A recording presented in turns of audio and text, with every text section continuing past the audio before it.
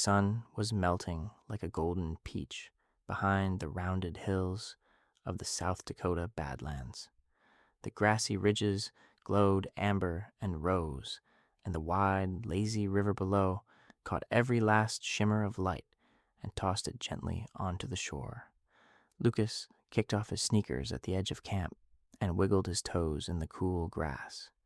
He had spent the whole long, wonderful day running races along the river trail, skipping stones across the glassy water, and climbing the gentle humps of the Badland hills until his legs felt like happy noodles. His sporty red jacket was dusty at the elbows, his hair was wild from the wind, and his smile was the widest it had been all summer. Lucas's grandmother, Nana Bee, was already spreading out their sleeping things beside a low, crackling campfire. She hummed a slow tune that sounded like it belonged to the river itself. The smell of wood smoke drifted past Lucas's nose, warm and familiar. "Time to settle, little runner," Nana Bee called softly. Lucas jogged over, still bouncy on his toes, even though every single muscle in his body was whispering that it was ready for rest.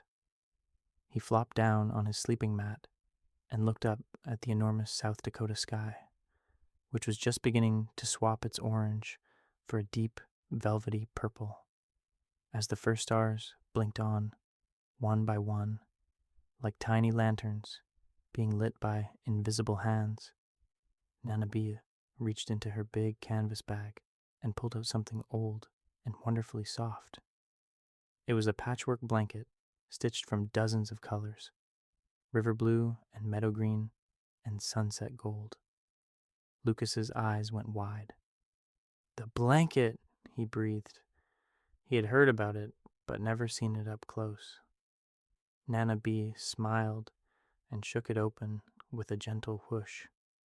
"This," she said, "is the telling blanket. Every patch holds a little story, and if you pull it close and listen very carefully, it will whisper one to you tonight." Lucas pulled the telling blanket up to his chin.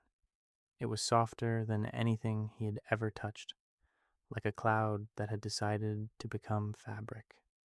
Almost immediately, the patches seemed to glow faintly in the firelight, each color shifting and shimmering as though something alive was moving inside. Lucas pressed his ear near the blanket's edge, and sure enough, the tiniest sound rose from it. Not quite words, but something just between a hum and a whisper, like the river talking to itself.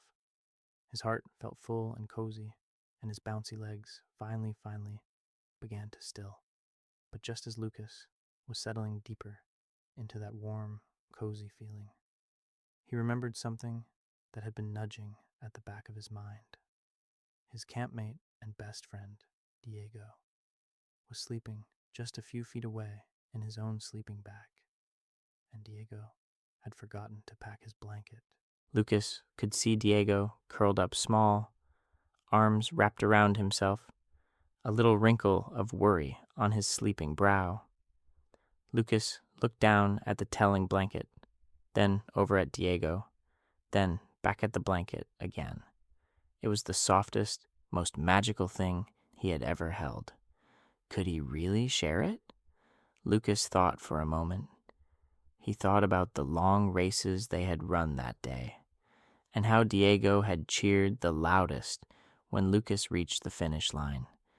He thought about how Diego had shared his trail mix, every last almond, without being asked.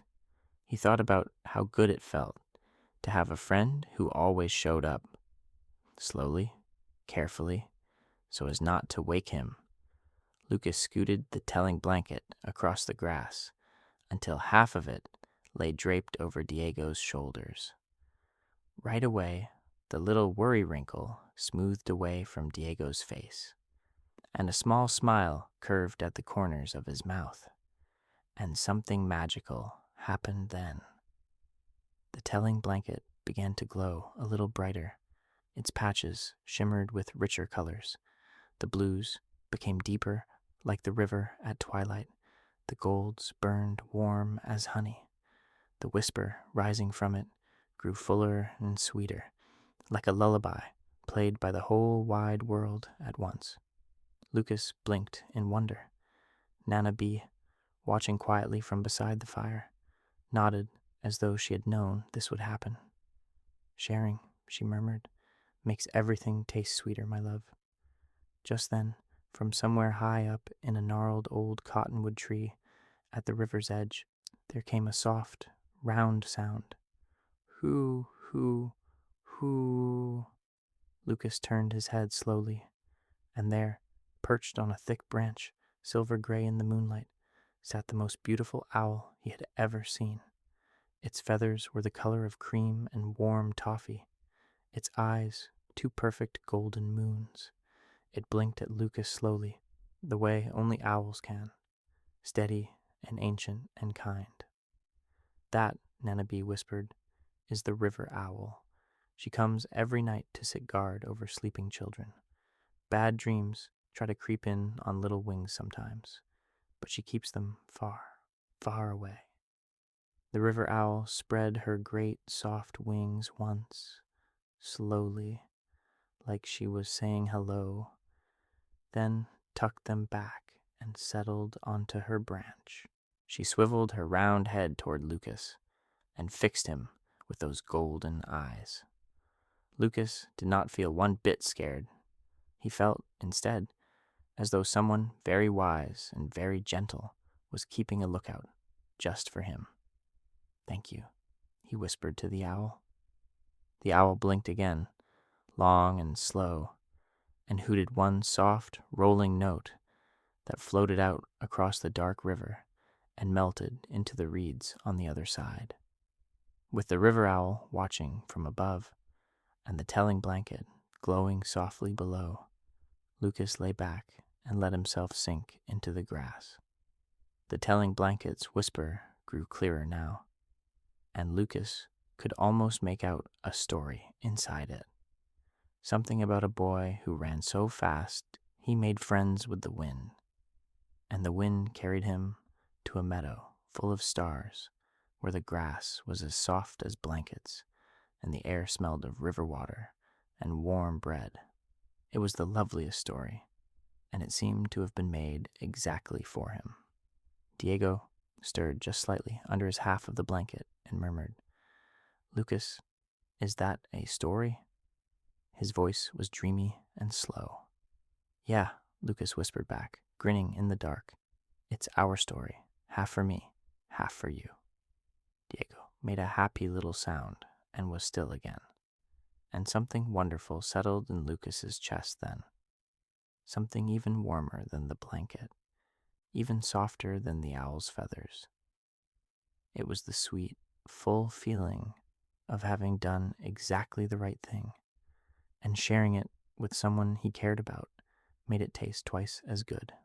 The campfire burned down slowly to a gentle orange glow, and the South Dakota sky above grew thick and dazzling with stars. The river chuckled softly over its stones. The cottonwood leaves rustled in a breeze so light it was almost a whisper itself.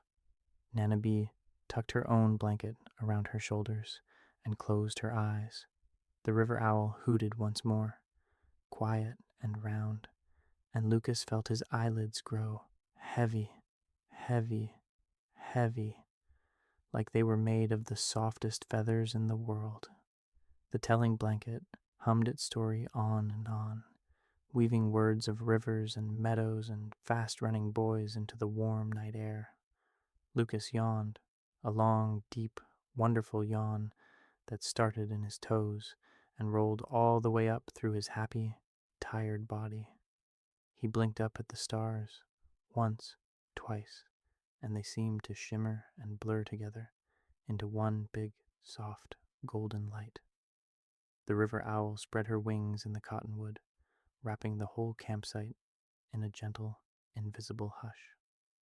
The telling blanket whispered its last sweet line of the night, and Lucas with a smile still resting on his face, and half a magical blanket stretched between himself and his very best friend, closed his eyes and drifted slowly and peacefully off to the most beautiful sleep.